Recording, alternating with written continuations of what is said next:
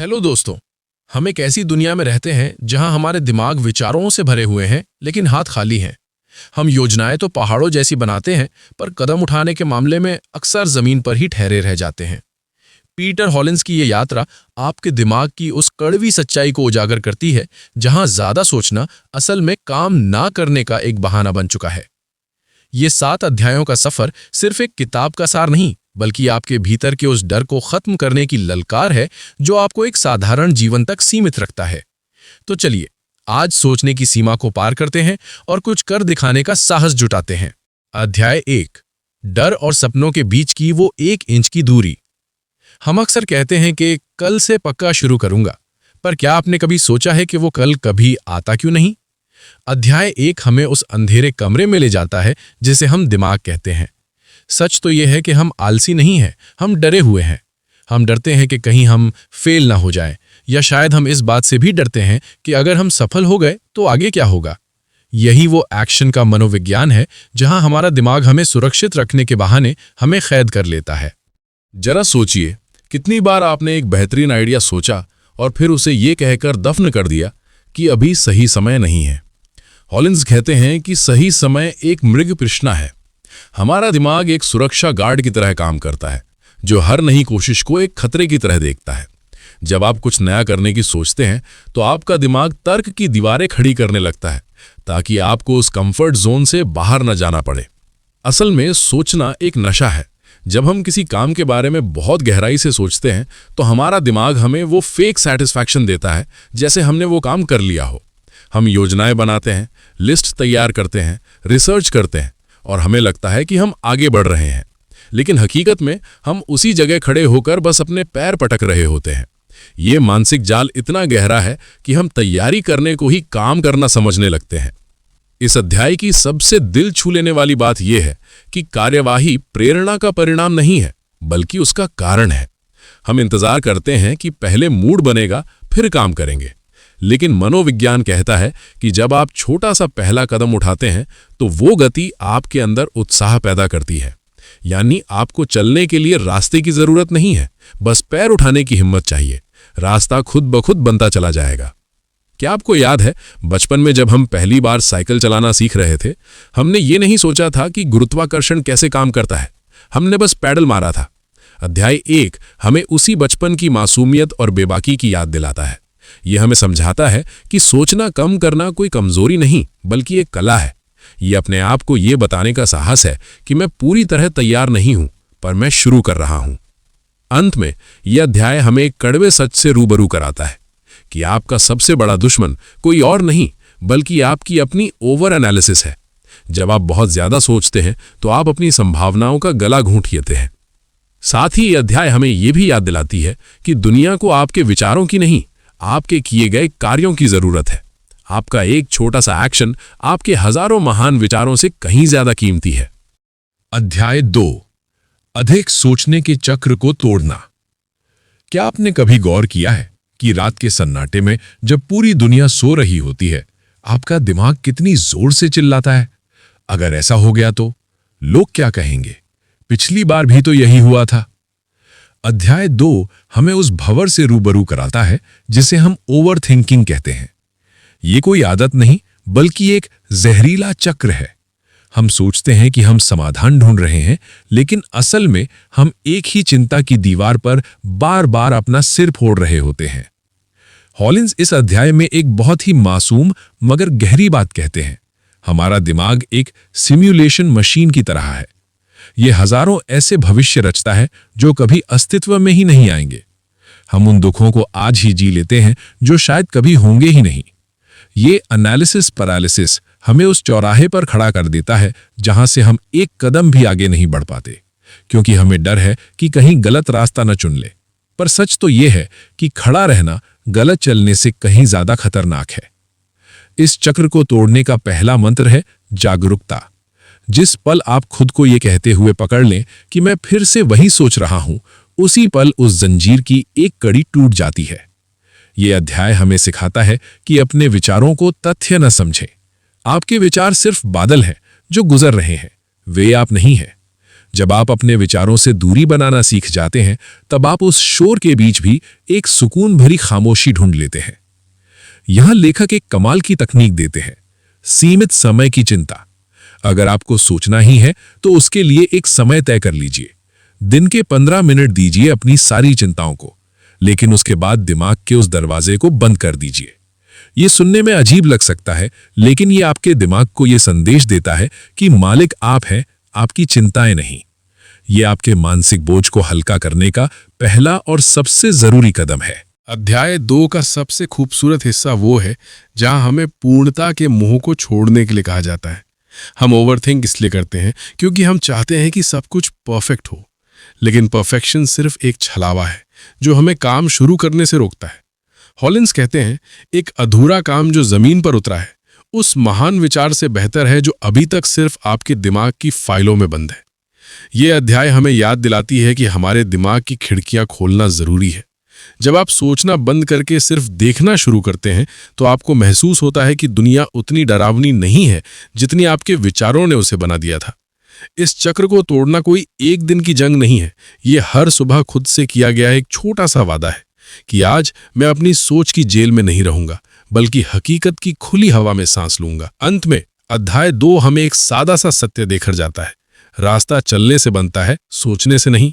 जब आप उस चक्र को तोड़कर बाहर निकलते हैं, तब आप पाते हैं कि जो पहाड़ आपको दूर से बहुत बड़ा दिख रहा था, वो दरअसल सिर्फ एक छोटी सी ढलान थी जिसे आप आसानी से पार कर सकते थे। अध्याय 3, परफेक्शन का बोझ और शुरुआत की खूबसूरती। हम में से कितने लोग इस जाल में फंसे हैं कि जब तक सब कुछ सही नहीं होगा मैं शुरू नहीं करूंगा।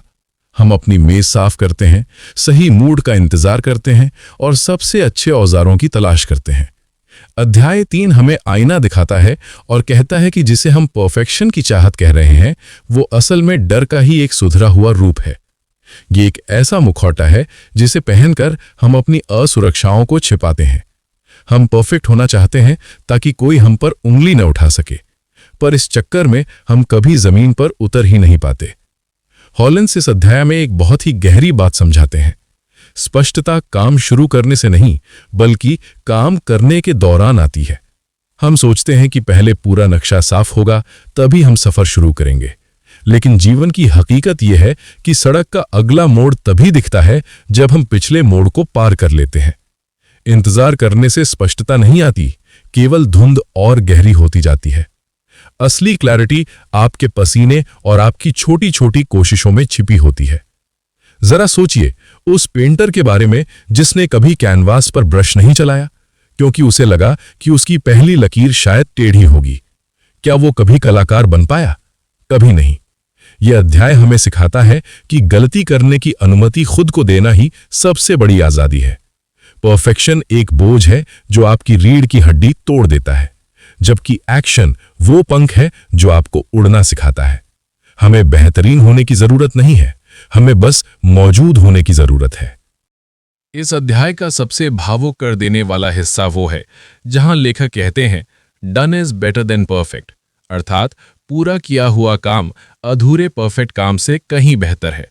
एक टूटी फूटी शुरुआत उस शानदार कल्पना से हजारों गुना शक्तिशाली है जो कभी कागज पर नहीं उतरी।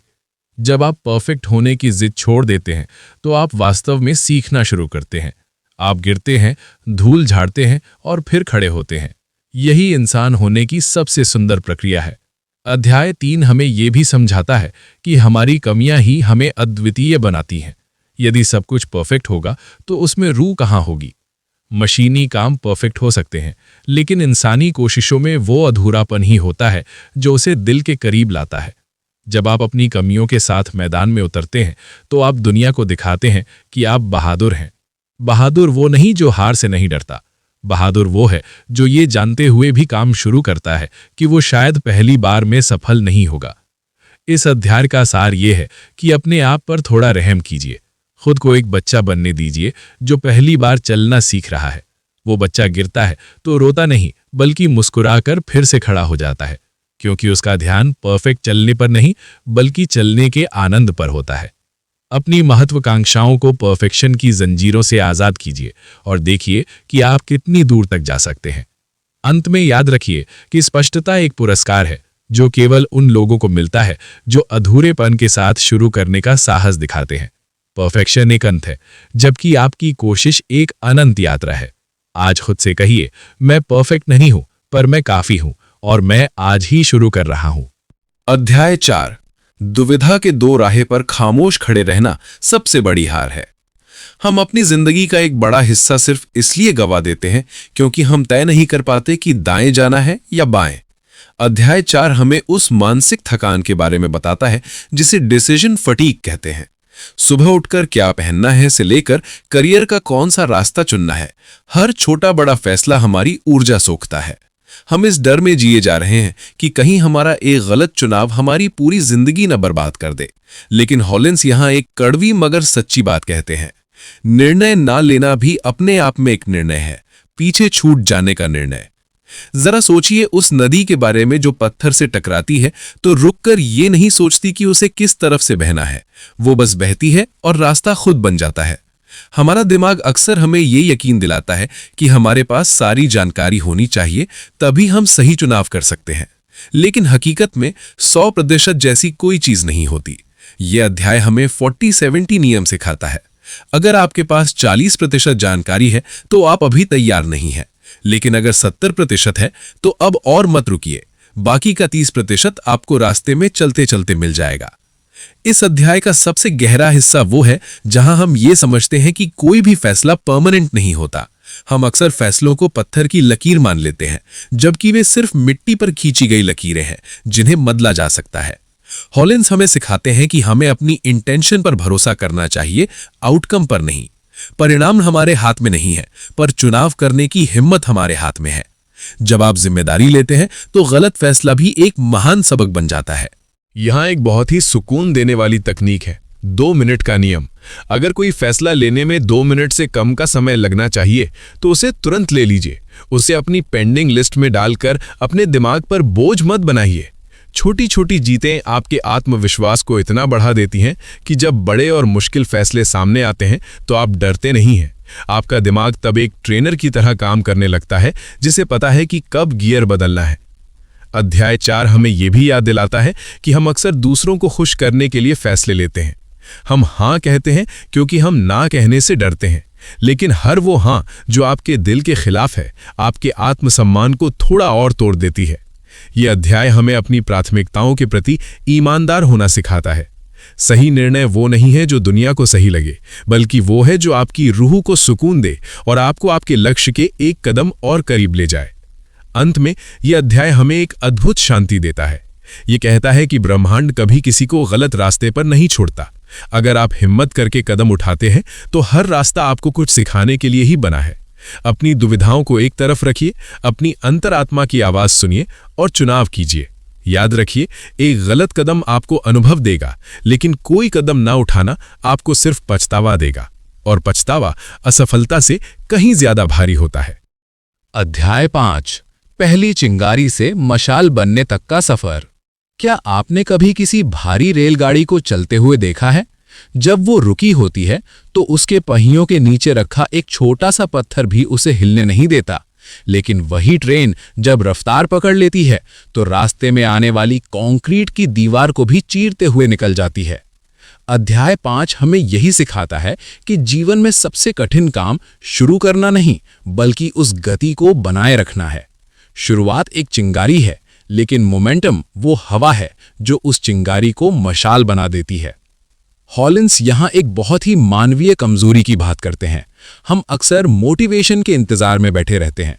हमें लगता है कि कोई जादू होगा, कोई गाना सुनेंगे या कोई वीडियो देखेंगे और हमें काम करने की प्रेरणा मिलेगी। लेकिन सच ये है कि मोटिवेशन एक मेहमान की तरह है जो आता जाता रहता है। असली साथी तो मोमेंटम है। जब आप छोटा सा काम पूरा करते हैं तो उससे मिलने वाली खुशी आपके दिमाग में डोपामीन छोड़ती है, जो आपको अगले काम के लिए धक्का देती है। यानी काम ही काम करने की ताकत देता है। इस अध्याय की सबसे खूबसूरत बात है छोटे कदमों की शक्ति। हम अक्सर बड़े लक्ष्यों को देखकर घबरा जाते हैं और हार मान लेते हैं, लेकिन ये अध्याय हमें याद दिलाती है कि समंदर भी बूंद बूंद से ही बनता है। अगर आप पहाड़ नहीं चढ़ सकते तो बस अगला कदम देखिए। मोमेंटम का मतलब तेज भागना नहीं है, बल्कि लगातार चलते रहना है। जिस दिन आपका मन काम करने का ना हो, उस दिन बस 5 मिनट के लिए वो काम कीजिए। वो 5 मिनट आपके मोमेंटम को टूटने नहीं देंगे और यही निरंतरता आपको भीड़ से अलग खड़ा कर देंगी। जरा सोचिए, हमारी जिंदगी की सबसे बड़ी उपलब्धियां किसी एक दिन के चमत्कार का नतीजा नहीं थीं। वे उन दिनों की मेहनत का परिणाम थीं जब हमारा मन नहीं था, फिर भी हम डटे रहे। अध्याय 5 हमें सिखाता है कि आवेग पैदा करने के लिए हमें अपने पर्यावरण को बदलना होगा। अगर आप उड़ना चाहते हैं तो उन चीजों को छोड़ना होगा जो आपको नीचे खींचती हैं। अपने आसपास ऐसी चीजें और लोग रखें जो आपकी रफ्तार को बढ़ाएं, न कि आपकी हिम्मत को तोड़ें। इस अध्याय का एक भावुक पहलू यह है कि ये हमें थकान और हार के बीच का फर्क समझाती है। थक जाना स्वाभाविक है, पर रुक जाना चुनाव है। जब आप मोमेंटम में होते हैं तो आपकी मुश्किलें छोटी होने लगती हैं। बाधाएं अब आपको डराती नहीं, बल्कि एक चुनौती की तरह लगती हैं, जिन्हें पार करना अब आपके स्वभाव में शामिल हो चुका है। ये अध्याय हमें विश्वास दिलाता है कि एक बार जब आप गति पकड़ लेते हैं तो ब्रह्मांड की सारी शक्तियां आपको आगे बढ़ाने में जुट जाती हैं। अंत में पीटर हॉलिंस हमें एक अनमोल सीख देते हैं। इंतजार मत करो कि रास्ता कब साफ होगा, बस चलना शुरू करो, क्योंकि चलने से ही रास्ता साफ होता है। आपकी आज की छोटी सी कोशिश कल के बड़े बदलाव की नींव है। मोमेंटम वो अदृश्य शक्ति है जो साधारण लोगों से असाधारण काम करवा लेती है। तो आज बस एक छोटा सा कदम उठाइए और देखिए कैसे आपकी जिंदगी की गाड़ी रफ्तार पकड़ती है। अध्याय 6, असफलता के डर को खत्म करना। हम अपनी पूरी जिंदगी उस एक शब्द से भागने में गुजार देते हैं जिसे हम असफलता कहते हैं। अध्याय 6 हमें एक बहुत ही कड़वे मगर सुकून देने वाले सच से रूबरू कराता है। असफलता अंत नहीं है, बल्कि ये उस रास्ते का हिस्सा है जो सफलता की ओर जाता है। हम गिरते इसलिए नहीं कि हम कमजोर हैं, बल्कि हम गिरते इसलिए हैं ताकि हम अपनी पकड़ को और मजबूत करना सीख सके। हॉलिंस कहते हैं कि डर हमें सुरक्षित नहीं रखता, बल्कि वो हमें एक अधूरी जिंदगी जीने पर मजबूर कर देता है। जरा सोचिए उस छोटे बच्चे के बारे में जो चलना सीख रहा है। वो 100 बार गिरता है, उसे चोट भी लगती है, लेकिन क्या वो कभी ये सोचता है कि शायद चलना मेरे बस की बात नहीं? नहीं, क्योंकि उसके पास हार की कोई परिभाषा नहीं है। हमने बड़े होते होते हार को एक शर्म मान लिया है। ये अध्याय हमें सिखाता है कि अपनी गलतियों को अपनी पहचान मत बनाइए। आपने जो किया वो असफल हो सकता है, लेकिन आप असफल नहीं हैं। लेखक यहां एक बहुत ही तार्किक नजरिए की बात करते हैं। द वर्स्ट केस सिनेरियो, अर्थात सबसे बुरा क्या हो सकता है। अक्सर जब हम किसी डर का सामना करते हैं तो हमारा दिमाग उसे हकीकत से कहीं ज्यादा बड़ा बना देता है। लेकिन जब आप कागज और कलम लेकर बैठते हैं और लिखते हैं कि अगर मैं फेल हुआ तो सबसे बुरा क्या होगा, तब आपको एहसास होता है कि आप उस स्थिति को भी संभाल सकते हैं। डर अंधेरे की तरह है, जैसे ही आप उस पर तर्क की रोशनी डालते हैं वो गायब हो जाता है। इस अध्याय का सबसे भावुक हिस्सा वो है जहां हमें ग्रोथ माइंडसेट के बारे में बताया जाता है। असफलता दरअसल एक फीडबैक है। ये ब्रह्मांड का आपको ये बताने का तरीका है कि ये रास्ता काम नहीं कर रहा, कोई दूसरा तरीका आजमाओ।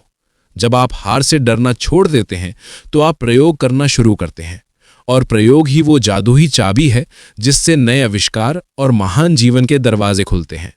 डर आपको एक छोटे से कमरे में कैद रखता है, लेकिन साहस आपको पूरी दुनिया देता है। यहां लेखक हमें ये याद दिलाते हैं कि दुनिया के सबसे सफल लोगों की कहानियां उनकी जीत से नहीं, बल्कि उनके वापस उठने की कहानियों से भरी पड़ी हैं। हारना बुरा नहीं है, हार मान लेना बुरा है। होलिंस हमें सिखाते हैं कि हमें अपनी कोशिशों से प्यार करना चाहिए, न कि सिर्फ नतीजों से। जब आप अपनी मेहनत में गर्व महसूस करने लगते हैं तो हार का डर अपने आप छोटा होने लगता है। आप तब लड़ते हैं क्योंकि आपको लड़ना पसंद है, इसलिए नहीं कि आपको जीतना ही है। अंत में अध्याय 6 हमें एक बहुत ही कीमती तोहफा देता है, आजादी। उस डर से आजादी जो हमें सालों से जकड़े हुए था। ये हमें समझाता है कि असफलता कोई दुश्मन नहीं, बल्कि एक सख्त उस्ताद है जो हमें हमारी असली ताकत से मिलवाता है। तो आज अपनी गलतियों को गले लगाइए और खुद से कहिए कि मैं हारने के लिए तैयार हूं, क्योंकि मैं रुकने के लिए तैयार नहीं हूं। अध्याय 7, सक्रिय जीवन के लिए आदतें। हमने बहुत कुछ सीखा, डर के बारे में, योजनाओं के बारे में और परफेक्शन के बारे में, लेकिन ज्ञान सिर्फ एक बोझ है अगर वो कर्म में ना बदले। अध्याय 7 हमें उस प्रोएक्टिव इंसान की छवि दिखाता है जो परिस्थितियों का शिकार नहीं बनता बल्कि अपनी तकदीर खुद लिखता है। सक्रिय जीवन जीने का मतलब ये नहीं है कि आपके पास बहुत समय है, बल्कि इसका मतलब ये है कि आप अपने समय और ऊर्जा के मालिक खुद हैं। ये अध्याय हमें सिखाता है कि महान जीवन बड़े बड़े फैसलों से नहीं बल्कि छोटी छोटी रोज की आदतों से बनता है। जरा सोचिए, एक मूर्तिकार पत्थर को एक दिन में आकार नहीं देता, वो हर रोज उस पर छोटी सी चोट करता है। हमारी आदतें भी वैसी ही हैं। हॉलिंस यहाँ नियमों के अनुशासन की बात करते हैं। जब आप अपनी जिंदगी में कुछ नियम तय कर लेते हैं, जैसे 5 सेकंड रूल या 2 मिनट का नियम, तो आप अपने दिमाग को उस पर बहस करने का मौका ही नहीं देते। आप सोचते नहीं हैं कि आज जिम जाना है या नहीं, आप बस जूते पहनते हैं और निकल जाते हैं। यही वो स्तर है जहां सोचना खत्म होता है और जीना शुरू होता है। इस अध्याय का एक बहुत ही गहरा पहलू है पर्यावरण की शक्ति। हम अक्सर अपनी इच्छा शक्ति के भरोसे रहते हैं, पर इच्छा शक्ति एक बैटरी की तरह है जो दिन खत्म होते होते खत्म हो जाती है। अध्याय 7 हमें सिखाता है कि अपने आसपास की दुनिया को ऐसे सजाएं कि करना आसान हो जाए और टालना मुश्किल। अगर आप स्वस्थ रहना चाहते हैं तो फल सामने रखें, अगर आप पढ़ना चाहते हैं तो किताब तकिए के पास रखें। जब आपका माहौल आपकी आदतों का समर्थन करता है तो अनुशासन एक बोझ नहीं बल्कि एक आनंद बन जाता है। यहाँ लेखक हमें परिणाम के बजाय प्रक्रिया से प्यार करना सिखाते हैं। हम अक्सर मंजिल की इतनी चिंता करते हैं कि रास्ते के फूलों को देखना भूल जाते हैं। एक प्रोएक्टिव इंसान वो है जो आज के काम में सुकून ढूंढता है। वो जानता है कि अगर उसकी आज की आदतें सही हैं तो कल का भविष्य खुद ब खुद संवर जाएगा। ये अध्याय हमें याद दिलाता है कि अनुशासन का मतलब खुद को सजा देना नहीं है, बल्कि खुद को वो स्वतंत्रता देना है जिसकी हम सब ख्वाहिश रखते हैं। अध्याय 7 का सबसे भावुक हिस्सा वो है जहां हम अपनी जिम्मेदारी को स्वीकार करते हैं। हम अक्सर अपनी नाकामियों के लिए किस्मत, मौसम या लोगों को दोष देते हैं, लेकिन सक्रिय जीवन जीने वाला व्यक्ति कहता है, भले ही परिस्थितियां मेरे हाथ में ना हो, पर मेरी प्रतिक्रिया हमेशा मेरे हाथ में है। ये एहसास कि आप अपनी जिंदगी के लेखक खुद हैं, आपको एक असीम शक्ति से भर देता है। अब आप किसी के इंतजार में नहीं बैठते, आप खुद आगे बढ़कर हाथ मिलाते हैं। यहां लेखक हमें एक बहुत ही सरल मंत्र बताते हैं, छोटा सोचो पर तुरंत करो। हमें दुनिया बदलने के लिए किसी बड़े धमाके की जरूरत नहीं है, हमें बस अपनी सुबह की पहली आदत को बदलने की जरूरत है। जब आप सक्रिय होते हैं तो आप न केवल अपना काम पूरा करते हैं, बल्कि आप अपने आसपास के लोगों के लिए भी एक प्रेरणा बन जाते हैं। आपकी ऊर्जा, आपका उत्साह और आपका एक्शन दूसरों को ये विश्वास दिलाता है कि बदलाव मुमकिन है।